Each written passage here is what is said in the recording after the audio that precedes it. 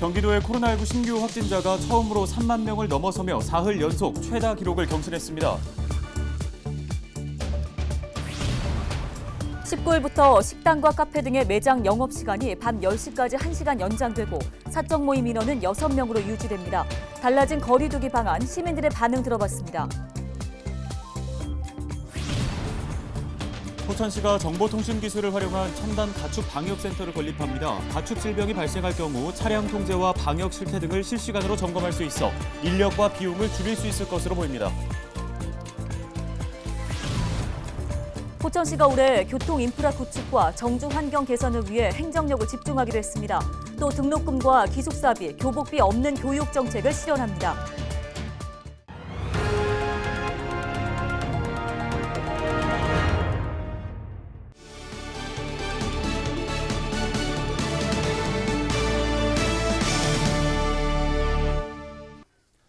시청자 여러분 안녕하십니까? 헬로티비 뉴스입니다. 경기도의 코로나19 신규 확진자가 36,511명 발생하면서 처음으로 3만 명대를 기록하며 사흘 연속 최다 기록을 경신했습니다. 시군별로는 고양시와 수원시가 3,000명대를 기록한 가운데 의정부 1,081명, 동두천 557명, 포천 550명, 양주 519명, 연천 69명 등입니다.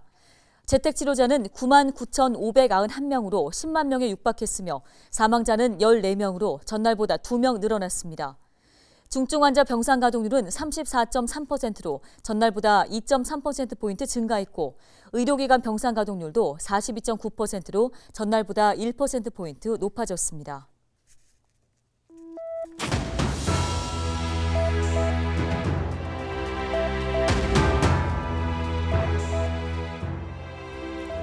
(10만 9,831명) 코로나19 신규 확진자가 10만 명을 넘어선 가운데 정부가 새로운 거리 두기 조정안을 발표했습니다.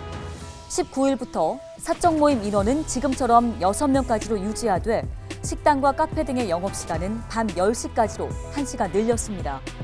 확진자는 급증하고 있지만 자영업자들의 어려움을 조금이나마 덜어주려는 조치인데요. 이 거리 두기 조정안은 선거 이후인 다음 달 13일까지 3주 동안 적용하기로 했습니다. 이런 가운데 이달 말에서 3월 중순쯤 신규 확진자 수가 정점을 찍을 것이라는 전문가들의 전망이 나오고 있습니다. 이후에 확산세가 좀 꺾이게 되면 거리 두기를 대폭 완화하겠다는 게 정부의 입장입니다. 자, 이번 조치에 대한 시민들의 생각은 어떨까요? 여론은 지금에서 김진재 기자가 들어봤습니다. 19일부터 식당과 카페 등의 매장 영업시간이 밤 10시까지 연장됩니다. 사적 모임 인원은 기존처럼 6명으로 유지됩니다. 당초 사적 모임 인원이 8명으로 늘어날 거란 관측도 있었지만 정부는 오미크론 확산세를 고려해 영업시간만 1시간 연장했습니다. 인원 제한에 대한 아쉬움은 있지만 거리 두기 조치가 조금이나마 완화되면서 자영업자들은 반기는 분위기입니다. 시간상 이렇게 여유 시간이 조금이라도 뒤로 미뤄지면은 영업하는 입장에서는 굉장히 좋은 방향으로 흘러가니까 불안하고 그렇긴 하지만 어차피 쭉 그렇게 지내온 상황이니까 아마도 그냥 마스크 잘 착용하시고 그러시면 괜찮을 듯 싶은데요. 저희 같은 경우는 일단 식사를 하고 오시는 직업 이제 다음에 이제 매장이다 보니까 1시간 늘어난 거에서 조금 더 낫지 않을까라는 생각을 갖고 있어요. 접촉자 추적 관리를 위한 안심콜이나 수기명부는 잠정 중단되고 QR코드는 백신 접종 여부 확인용으로만 사용됩니다. 청소년 방역 패스 시행일은 기존 계획보다 한 달 연기됐습니다. 정부는 현장 준비 여건을 고려해 청소년 방역 패스를 오는 4월 1일부터 적용할 방침입니다. 하지만 방역 패스 자체에 대한 찬반 논란은 여전합니다.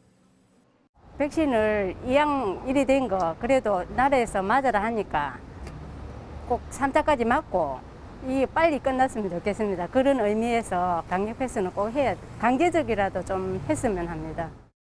불편하죠. 일일이 확인을 해야 되고 또 나이 드신 분들은 연세 드신 분들은 또 저희들이 일일이 또 이렇게 직접 체크를 해야 되니까요. 또 인원 또 부족한데 요즘 또 전문가는 당장 거리 두기 조치가 완화되면 코로나 확산세가 더 거세질 수 있다는 입장. 다만 고위험군에 대한 관리가 제대로 이루어지면 확진자 수 증가 자체는 크게 문제되지 않는다고 설명했습니다.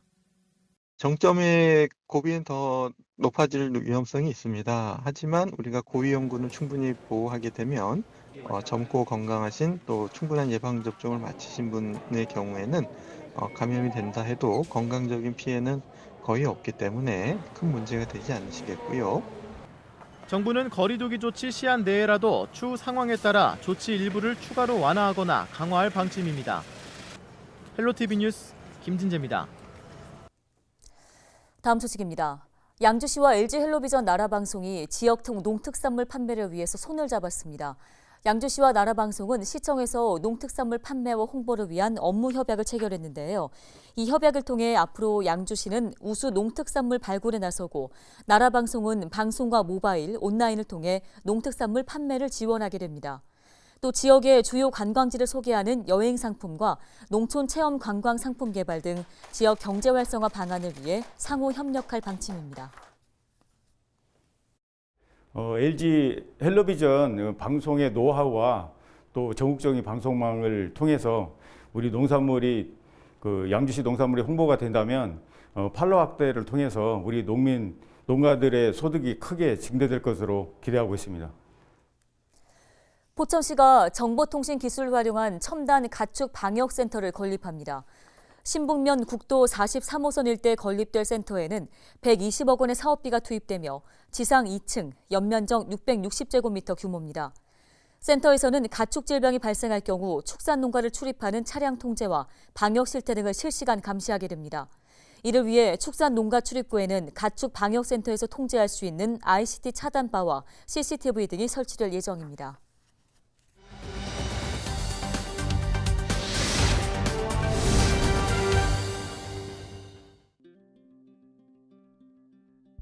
각종 여러 가지 이제 진행되는 사업들이 국책 사업, 그 다음에 도 사업을 비롯해서 저희 시 사업들이 있지만 그 중에 이제 SOC 중에서는 수원산 터널 사업이 지난 한 50년 동안에 이제 우리 시민들의 수건 사업이었습니다.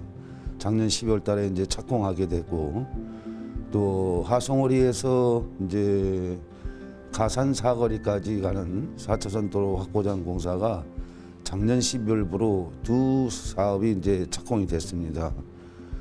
이렇게 본격적으로 포천시가 교통 인프라가 고속도로를 비롯해서 철도 사업 그리고 이 국도 사업을 비롯해서 각종 이런 사업들이 현재 우리가 목표한 대로 잘 추진되고 있다는 말씀도 함께 드리겠습니다.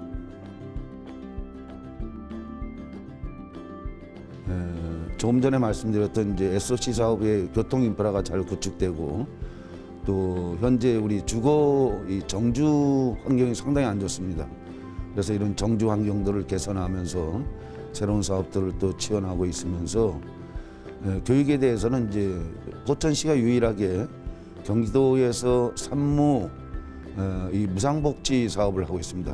하나는 등록금과 또 기숙사 비용이라든가 학교 학생들의 교복 문제라든가 이것을 전혀 이제 학부모님들한테 학생들한테 부담하지 않는 이런 그 정책적인 교육 정책적인 사업들이 현재 진행되고 있다는 말씀을 드리겠습니다.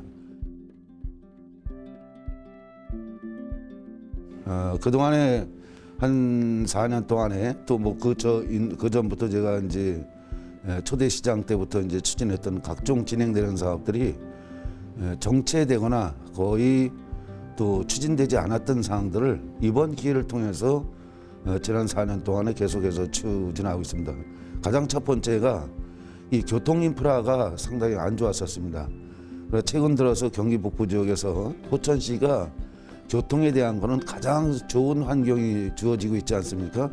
민자고속도로를 비롯해서 외곽순환 고속도로, 그 다음에 이제 새롭게 정부가 발표했던 이제 하남 구리 포천 간의 고속도로가 이제 또 시작이 되고 이런 그 전철 7호선이 들어섬으로 인해서 전철 7호선은 복선으로 이제 추진하게 됩니다. 앞으로 이 복선이 추진됨으로 인해서 전철 7호선뿐만 아니라 1호선이라든가 또 GTX 고속전철을 저희들이 끌고 들어오는데 하나의 새로운 이 과제로 남겨서 이렇게 추진하고 있습니다. 아울러서 포천시가 그동안에 이 정주 현상이 안 좋아서 살만한 집이 없습니다. 그래서 모두들 떠나는 그런 입장이었습니다만 최근 들어서 주택 사업들이 원활하게 잘 이루어지면서 태봉공원 민간 사업을 비롯해서 송호 택지 개발 사업 그 외에도 저희들이 계속 추진하고 있는 이런 주택 사업이 본격적으로 금년도에 한 1,200세대 정도 이제 시작을 하게 되고 내년도까지 보면 한 3,000세대 이상 정도 새롭게 아파트들이 이제 들어섬으로 인해서 이런 정주 환경이 이어지면서 여러 가지 여건이 상당히 좋아진다 이런 말씀을 드리겠습니다. 다른 인근 도시에 비해서 이 재원이 채무가 없다라는 겁니다. 그래서 포천시가 앞으로 각종 진행되는 사업들이 원활하게 잘 진행될 수 있고 이런 여건을 통해서 더욱더 포천이 컴팩트 시티라는 이런 새로운 도시를 만들어 나가는데 그 모든 것을 역점적으로 추진하고 있어서 경기 북부의 새로운 신흥 도시로서 좋은 여건이 되지 않을까 이렇게 보고 있습니다.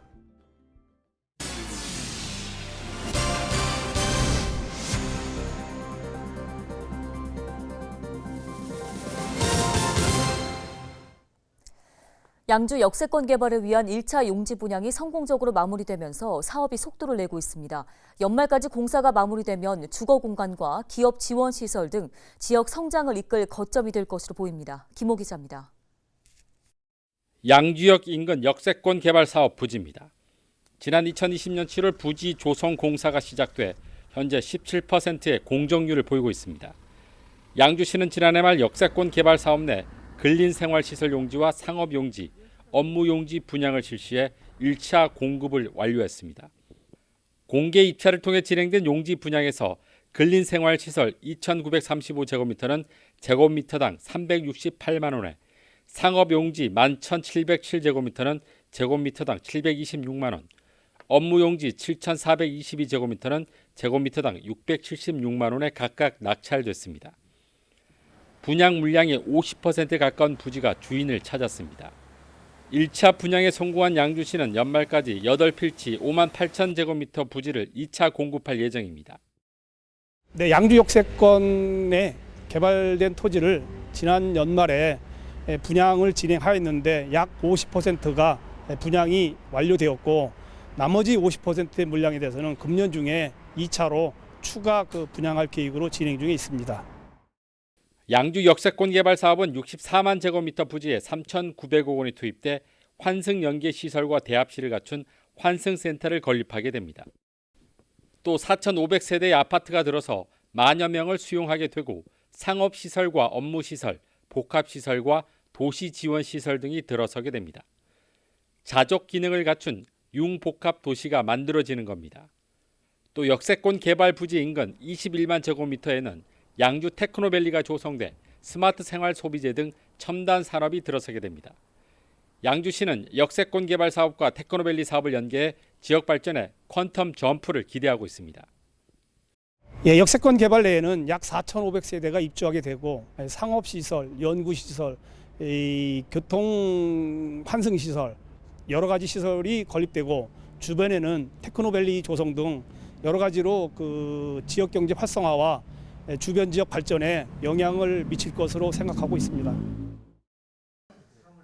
양주시는 연말까지 부지 공사를 마치고 내년 2월 준공을 목표로 하고 있습니다. 또 2024년 하반기부터는 주민 입주가 가능할 것으로 내다보고 있습니다. 역세권 개발과 테크노밸리 조성을 통해 첨단 자족 도시를 꿈꾸는 양주시. 그 밑그림이 순조롭게 그려지고 있습니다. 헬로티비 뉴스 김호입니다. 헬로티비 뉴스가 오늘 준비한 소식은 여기까지입니다. 네, 시청해주신 여러분 고맙습니다.